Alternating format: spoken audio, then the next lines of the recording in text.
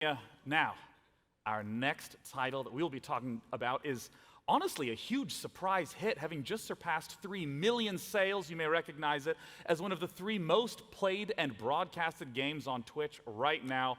It's PlayerUnknown's Battlegrounds, and I'm literally next to PlayerUnknown right now. Brendan Green, welcome. Thank you. Good morning, everyone.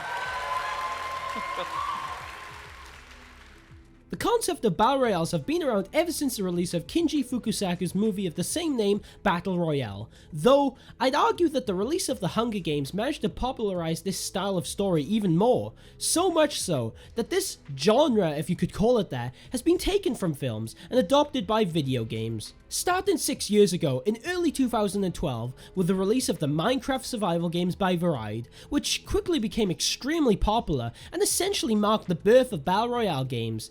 Yes, I'm not taking the piss here. Minecraft is essentially the father of everything at this point, from sandbox games to survival games, the birth of your childhood, and of course, the loss of your virginity. That is gaming virginity, of course. But since then, many different games and titles have risen up, the first of which being the mod for Arma 3 made by the legend himself, PlayerUnknown. Of course, mods on games are pretty much a ticking time bomb and don't last long, as DayZ is proof of. But things evolve. Eventually, PlayerUnknown took his concept to the game H1Z1 to make King of the Kill, which did reign supreme for a long while, with other games like The Cullen, which, let's be real, managed to be nothing more than a fly getting swatted out of H1Z1's path to success. But all of this led towards the final creation of PlayerUnknown's idea. Finally, after being stuck working with people who would only harm his vision, he was finally able to make his own version with his own team. At last, PlayerUnknown's Battlegrounds was born. PlayerUnknown's Battlegrounds, or more better known as PUBG, came out in the early year of March 2017. The game's initial release swooped the community off their feet. Even though there were countless Battle Royales already, PUBG managed to stand out from the rest and quickly rose to become the biggest out of them all. I mean, fuck, it managed to become the #1 most played game on Steam, and to this day holds the record for over 3 million concurrent players. Now, that alone is pretty impressive, but it's especially impressive when you consider that's beaten huge games like CSGO and Dota 2, which have massive esports scenes and huge communities. Though, I suppose this was due to a lack of competition at the time. I mean, like, what? H1Z1 is pretty much fucking dead, seeing as PlayerUnknown left the project, and The Cullen? The Cullen?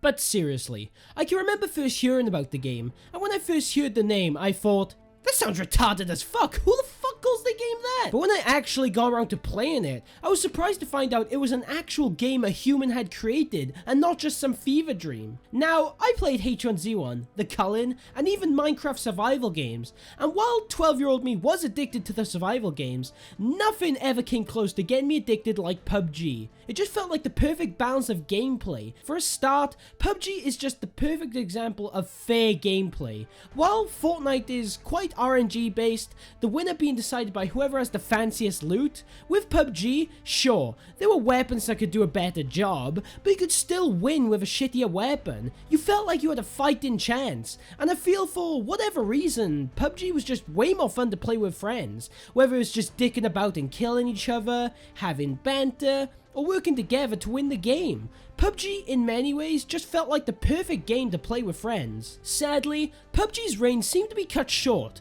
ever since the release of it.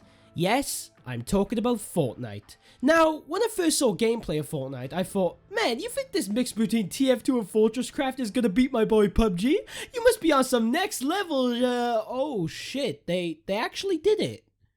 What the fuck? Ever since Fortnite has taken over, PUBG has just seemed to fall out of relevancy, going from the next big thing to Fortnite's little stepbrother who's always trying to catch up, but no matter how much they try, they are stuck living in its shadow. So why exactly? Why did PUBG go from king of battle royales, Twitch, and multiplayer games overall, go to being second best? Well, I think it's safe to say that the day PUBG died was in fact December the 20th of 2017, or more specifically, the 1.0 update. Now, you may be thinking, Kazooie, you're telling me PUBG died because they took the game out of early access, added a new map, new weapons, and a bunch more mechanics?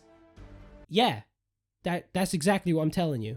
Now, the problem here isn't the new content, far from it, but what I feel killed the game here was that this was meant to be the big break, finally becoming an official game and not another one trapped in early access hell, which seemed to happen to about 90% of Steam games in recent years.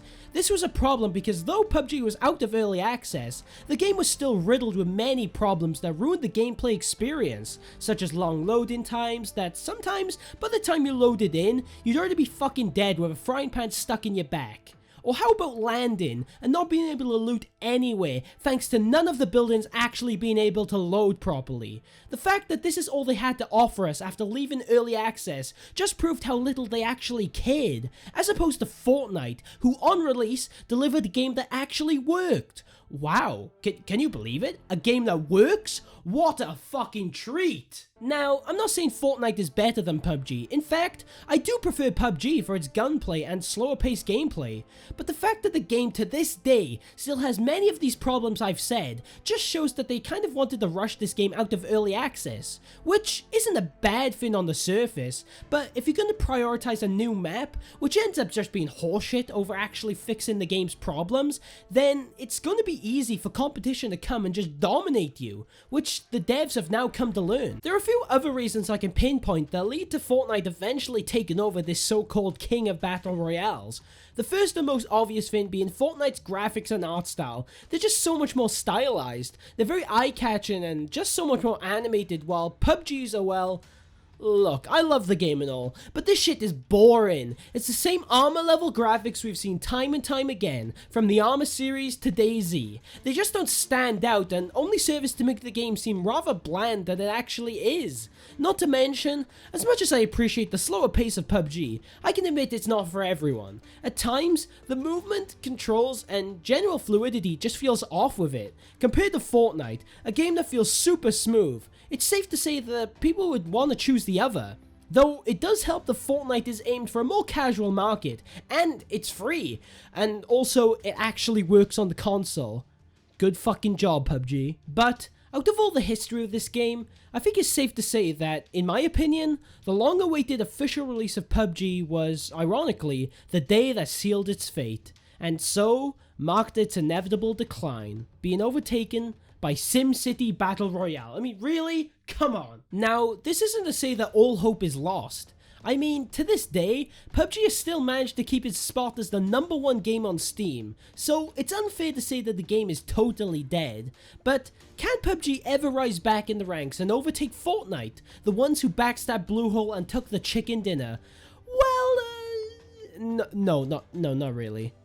But if we're looking at this with optimism, there's a possibility. If the devs can just manage to fix all the bugs that are littered within this game, and maybe add some more content and features like Fortnite's emotes and skins, then I think it's fair to say that PUBG could eventually climb back, and at least become a strong rival with Fortnite like how they used to be. But for now, that isn't looking very likely. Either way, whether the game stays this way and sells for mediocrity, surpasses Fortnite, or even dies for real, I believe we owe it to PUBG for inspiring all these new games. Playerunknown is the cause of all of them. Hey man, what about me? Oh fuck, alright, so technically the Battle Royale movie is the cause of all these games. But if we're talking about the recent trend, then PUBG is definitely to blame. It's not often a person comes along and creates a whole new genre in the game industry that becomes even more popular than MOBAs. Whether you like or hate the game, you have to admit that what Playerunknown— oh, you know what, I'm sick of using that fucking name. You have to admit that what Brendan Green did was one of a kind, and I believe he'll truly leave a legacy behind because of it.